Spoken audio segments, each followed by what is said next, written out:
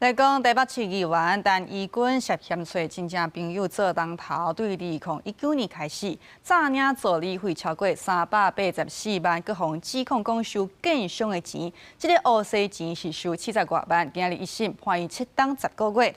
也针对判决的结果，陈义君敢若用书面回应讲尊重判决。也民进党廉政会表示讲，会伫咧2月初4开会处理，相当会当甲陈义君除名处分。 还有觉得自己很无辜吗？台北市议员陈义君涉嫌找亲友做人头，伫2届议员任内，诈领助理费超过384万，也互指控收钱70多万，替建商关说。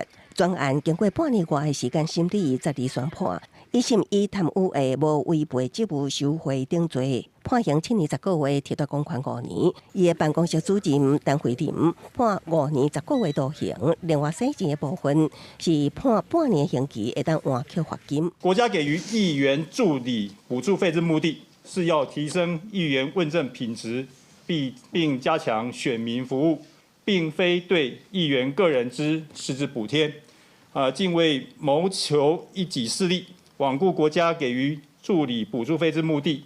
一审判决的理由是合议庭批评陈义君作为议员，都爱清廉自爱，竟然为着谋求私利，诈领助理费，互助理用转世方式制造金流断点，稳定气象。更加因为一时的贪婪收钱，剥夺公务执行纯正，破坏平台为民服务的清廉形象。大家相信我的清白，我们绝对会配合检调，好好的调查真相。改变头一摆的约谈，公开伫镜头前捍卫清白的态度，陈义君伫精心阶段拢真多，而且主动缴纳455万元全部的犯罪所得。毋过伊贪污，虽然一审无罪，毋过伫官司定案进程，民代身份拢未受影响。面对判决的结果，陈义君低调以书面回应，尊重司法，收到判决书了后，会甲律师建议。民进党廉政会表示，会伫6月初4开会，上轻至少停权，相当会当除名。